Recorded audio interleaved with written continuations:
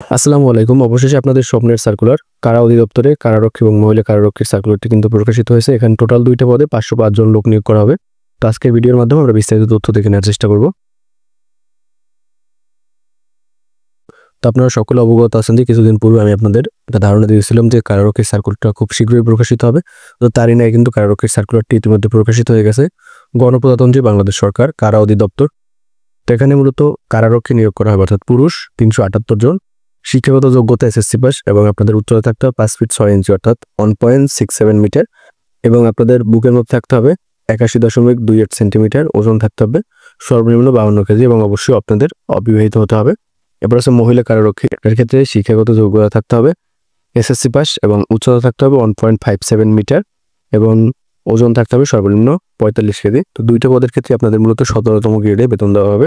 তো সম্পূর্ণ সরকারি চাকরি। এখানে মূলত আপনাদের রাজস্ব খাতে নিয়োগ দেওয়া হবে। তো টোটাল পদসংখ্যা থাকবে 505 জন।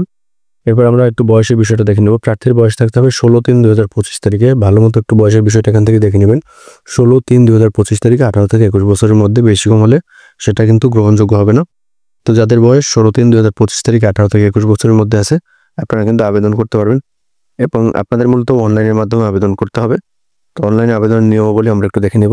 অনলাইন আবেদনের লিঙ্কটি হলো treason.teletalk.com.bd। এই ওয়েবসাইটে প্রবেশ করে আপনাদের 17 ফেব্রুয়ারি 2025 সকাল 10টা থেকে 16 মার্চ 2025 বিকাল 5টায় সময়ের মধ্যে মূলত আপনাদের অনলাইনের মাধ্যমে আবেদন করতে হবে। কত টাকা পরীক্ষার ফি পরিশোধ করতে হবে, কিভাবে পরীক্ষার ফি পরিশোধ করবেন, সবকিছু কিন্তু এখানে দেওয়া আছে। আপনারা চাইলে এখান থেকে দেখে নিতে পারেন।